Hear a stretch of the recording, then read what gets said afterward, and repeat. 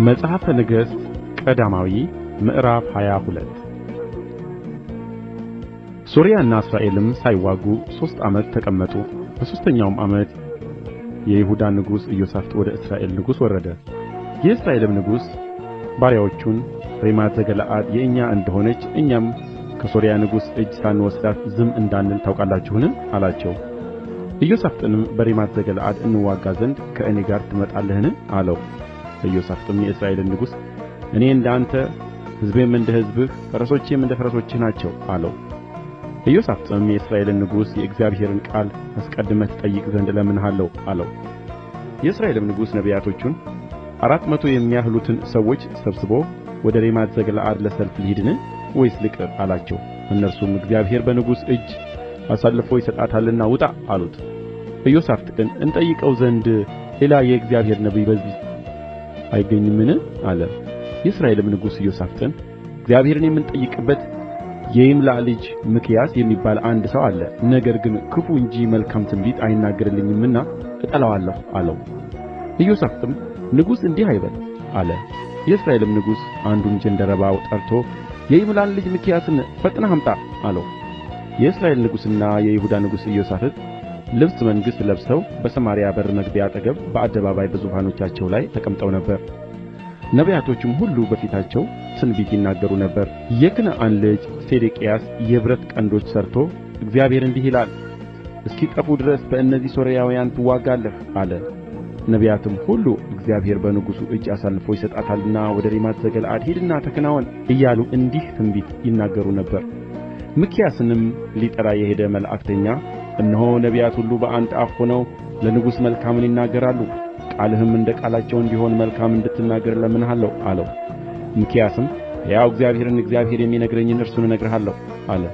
ወደ ንጉሡም በመጣ ጊዜ ንጉሡ ሚክያስ ሆይ ወደ ሬማት ዘገለዓድ ለሰልፍ እንሂድን ወይስ እንቅር አለው።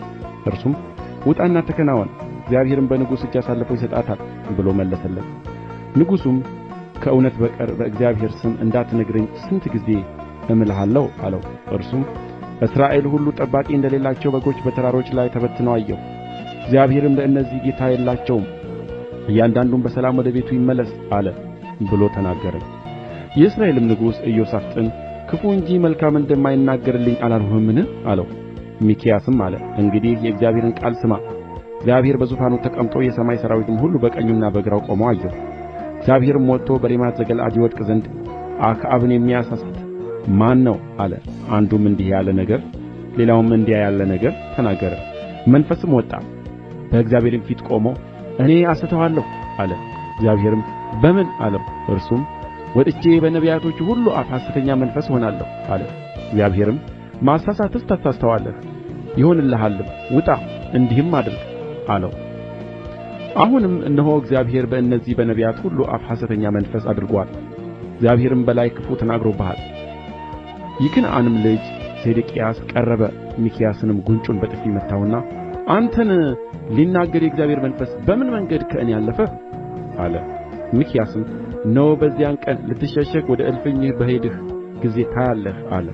የእስራኤልም ንጉሥ ሚክያስን ውሰዱ፣ ወደ ከተማይቱም ሹም ወደ አሞን ወደ ንጉሡም ልጅ ወደ ኢዮአስ መልሳችሁ ንጉሡ እንዲህ ይላል፣ በደኅና እስክመለስ ድረስ ይህን ሰው በግዞት አኑሩት፣ የመከራም እንጀራ መግቡት፣ የመከራም ውኃ አጠጡት በሉ አለ።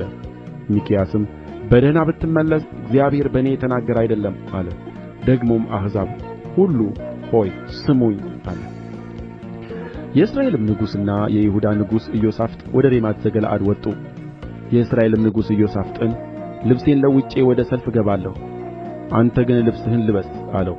የእስራኤልም ንጉሥ ልብሱን ለውጦ ወደ ሰልፍ ገባ። የሶርያም ንጉሥ 32ቱን የሰረገሎች አለቆች ከእስራኤል ንጉሥ በቀር ታናሽ ቢሆን ወይም ታላቅ ከማናቸውም ጋር አትግጠሙ ብሎ አዝዞ ነበር። የሰረገሎች አለቆቹም ኢዮሣፍጥን ባዩ ጊዜ በእውነት የእስራኤል ንጉሥ ነው አሉ። ይገጥሙትም ዘንድ ከበቡት። ኢዮሣፍጥም ጮኸ። የሰረገሎች አለቆችም የእስራኤል ንጉሥ እንዳልሆነ ባዩ ጊዜ እርሱን ከማሳደድ ተመለሱ። አንድ ሰውም ቀስቱን ድንገት ገትሮ የእስራኤልን ንጉሥ በጥሩር ልብስ መጋጠሚያ በኩል ወጋው። ሰረገለኛውንም መልሰህ ንዳ፣ ተወግቻለሁና ከሰልፍ ውስጥ አውጣኝ አለው። በዚያም ቀን ሰልፍ በረታ። ንጉሡም በሶርያውያን ፊት በሰረገላው ላይ ተደግፎ ነበር። ማታም ሞተ። የቁስሉም ደም በሰረገላው ውስጥ ፈሰሰ። በሠራዊቱም መካከል ፀሐይ ስትገባ ንጉሡ ሞቶአልና እያንዳንዱ ወደ ከተማው እያንዳንዱም ወደ አገሩ ይሂድ የሚል ጩኸት ሆነ። ወደ ሰማርያም መጡ። ንጉሡንም በሰማርያ ቀበሩት። አመንዝሮች በታጠቡበት በሰማርያ ኵሬ ሰረገላውን አጠቡት። እግዚአብሔርም እንደ ተናገረው ቃል ውሾች ደሙን ላሱት። የቀረውም የአክዓብ ንጉሥ ያደረገውም ሁሉ ከዝሆን ጥርስም የሠራው ቤት የሠራቸውም ከተሞች ሁሉ በእስራኤል ነገሥታት ታሪክ መጽሐፍ የተጻፈ አይደለምን?